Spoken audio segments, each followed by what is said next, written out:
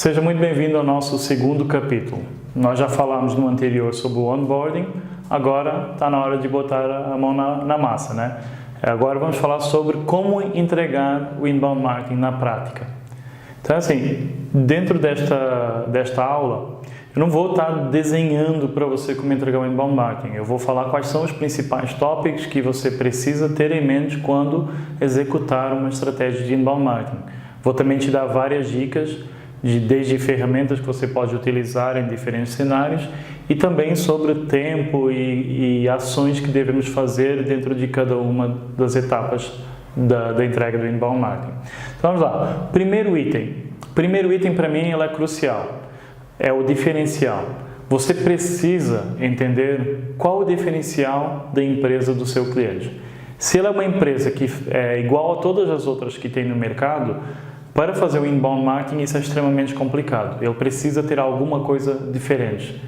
Todas as empresas têm um diferencial, então é só você explorar junto com o cliente, junto com a sua equipe, qual é o diferencial dessa empresa. Uma vez que você encontra isso, já reserva porque você vai precisar para quando você identificar dores e soluções, você vai utilizar o diferencial como algo bem útil aqui, tá bom? Um exemplo de diferencial que eu posso dar, né, contando um pouquinho uma história. Você pode colocar, por exemplo, imagina que a pessoa é dono de uma empresa de construção e reforma e todo mundo acaba meio fazendo o mesmo, né? É um ramo onde todo mundo faz a mesma coisa. Agora imagina, por exemplo, se ele utiliza no site dele um método onde a pessoa que está, em vez de ir até o canteiro de obra, ela consegue pelo site acessar as câmeras que tem uma visão completa da evolução da sua obra. E seria um baita diferencial dentro de um setor que repete muito, não é? Foi só um pequeno exemplo para você entender o que seria um diferencial dentro de uma empresa, um cliente. O segundo item é pesquisa de mercado e concorrência. É muito importante você mencionar para o seu cliente que aqui é uma pesquisa de mercado e concorrência a nível de presença online. E não que você vai fazer uma pesquisa de mercado e concorrência para ele. Não é assim. Você não é a Datafolha ou a empresas que fazem pesquisas de mercado. Você simplesmente vai analisar como está a presença do seu cliente online comparado com os seus concorrentes. E qual é a presença do site do seu cliente comparado com os seus concorrentes também, tá? É muito importante deixar isso bem claro. Uma dica aqui, uma ferramenta que você pode utilizar para fazer a pesquisa de mercado e concorrência com facilidade é o SEMrush. Em uma das aulas que é sobre ferramentas que utilizamos dentro do inbound marketing, eu vou contar um pouquinho sobre o SEMrush e como nós podemos extrair o máximo de informação de lá, tá bom? Vamos agora para o próximo item. O próximo item é a base do inbound marketing, é a persona.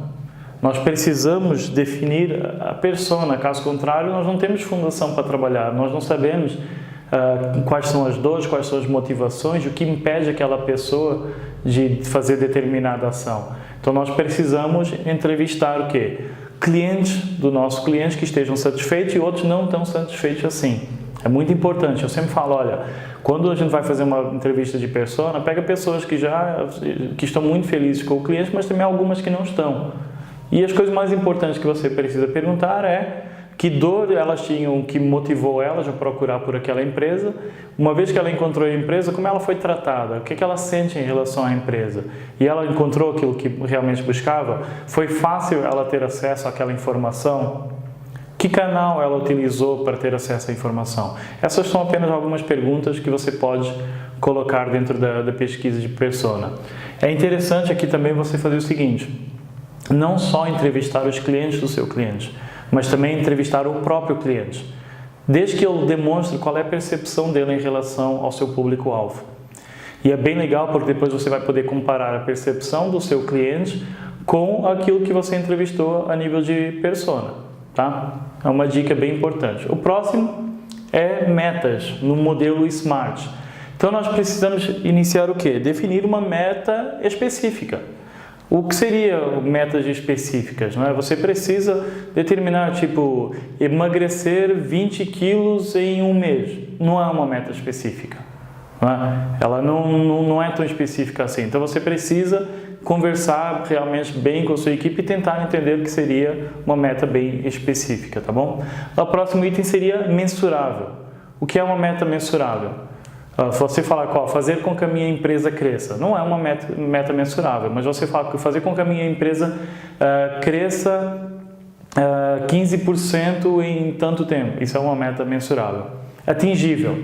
Por exemplo, de novo, você falar que quer emagrecer 20 quilos em um mês é muito difícil que você venha atingir. Por exemplo, se você falar que quer emagrecer 5 quilos em um mês, é atingível, não é? Relevante. O que seria uma meta relevante e uma meta não relevante?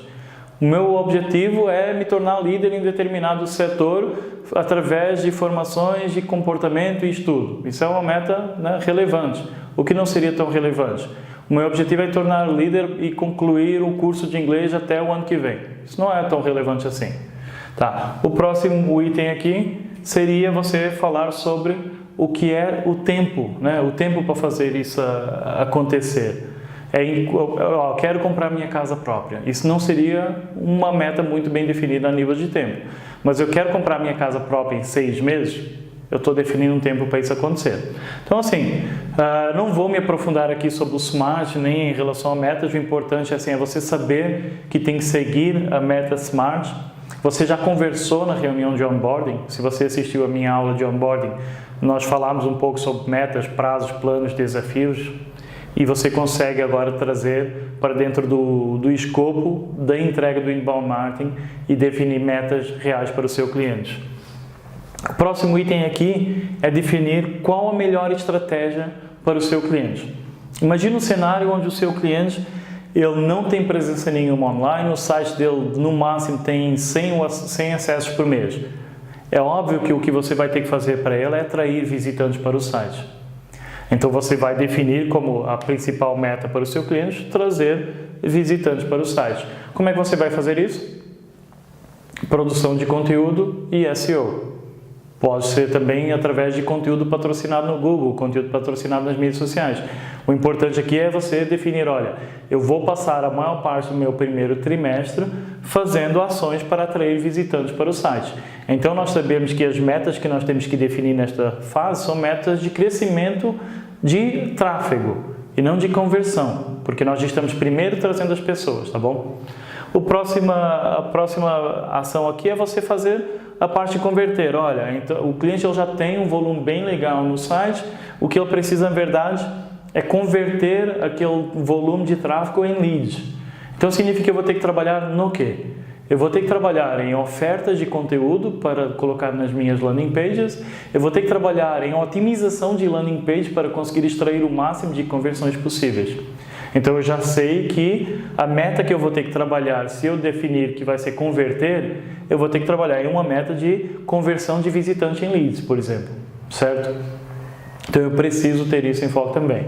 O próximo poderia ser, por exemplo, fechar. Olha, ele já está convertendo legal, só que ele não está fechando os leads em clientes.